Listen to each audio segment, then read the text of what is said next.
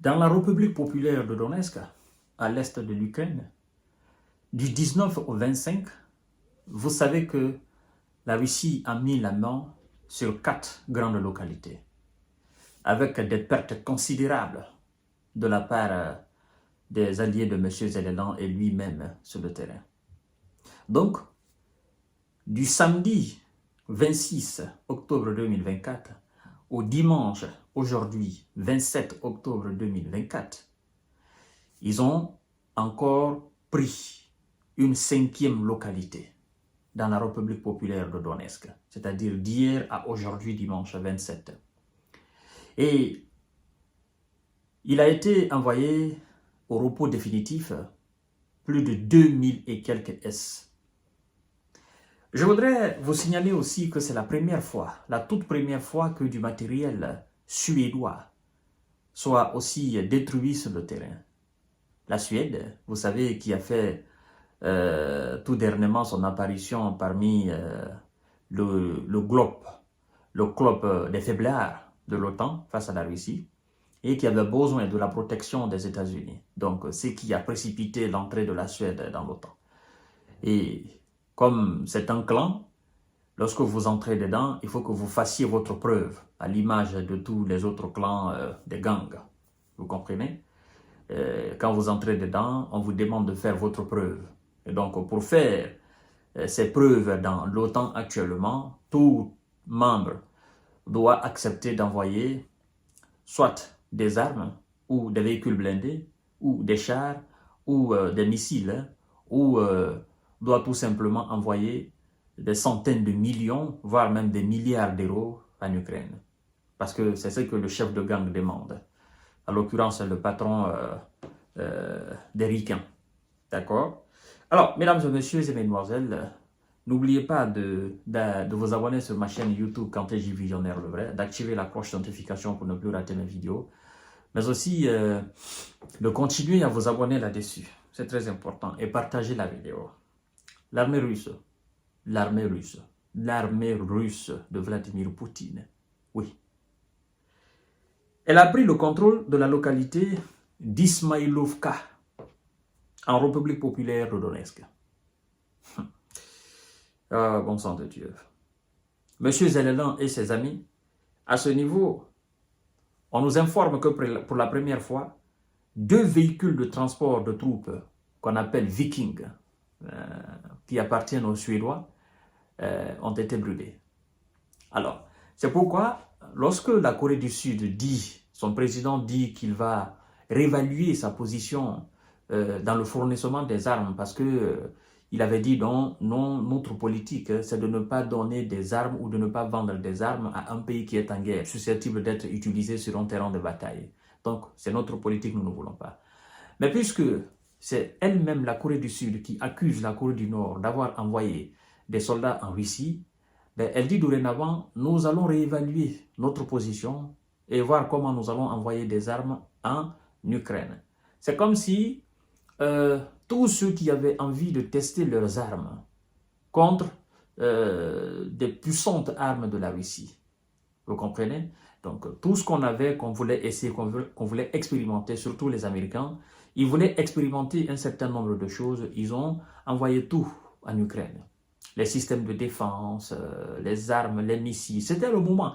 L'opportunité était belle pour expérimenter, est-ce que c'est puissant, est-ce que c'est pas puissant, est-ce que ça marche, est-ce que ça ne marche pas, est-ce que ça peut donner le fruit escompté, est-ce que ça peut résister aux attaques de Russes? Bon, parce que tout ce que les Américains font, c'est contre la Russie, évidemment.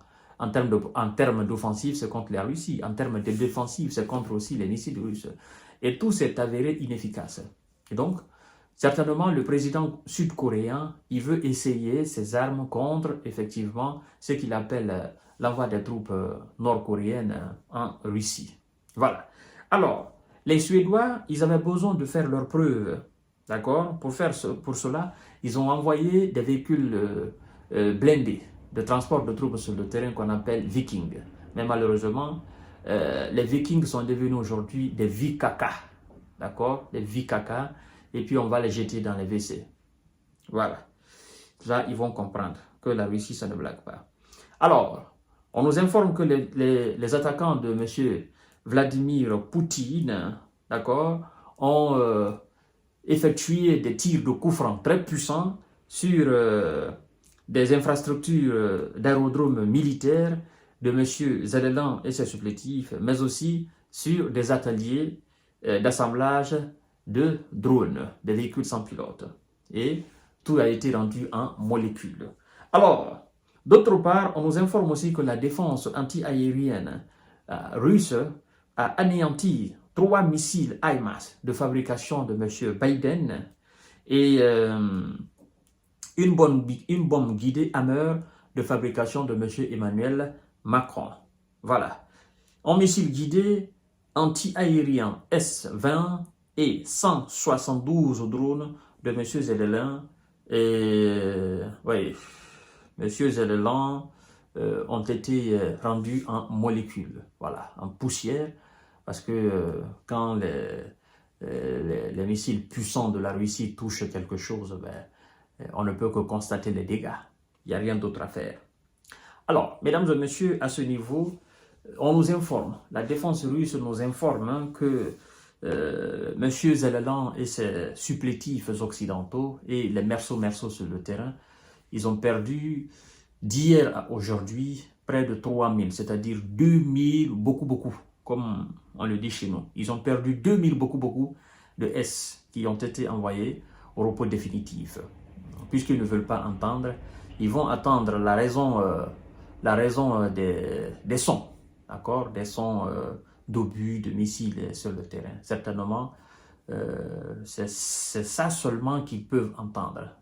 Et M. Zelenko, je crois qu'il n'a plus de S. Les jeunes ne sont plus motivés. Voilà, la mobilisation, elle est lente parce que le nombre qu'ils cherchent, ce nombre ne peut plus être atteint. En fait, les jeunes sur le terrain déconseillent les autres à ne pas aller parce qu'ils ont compris qu'au final, ce qui s'apparentait être une bataille pour le territoire ukrainien, pour la patrie, en réalité, c'est pour faire plaisir aux Américains et aux vassaux des Américains sur le continent européen. Donc, voilà aujourd'hui ce à quoi M. Zelenko et son administration est confronté en Ukraine. Je vous donne rendez-vous tout à l'heure pour notre série d'informations parce qu'il y a une très belle information qui nous parvient tout droit de l'Iran.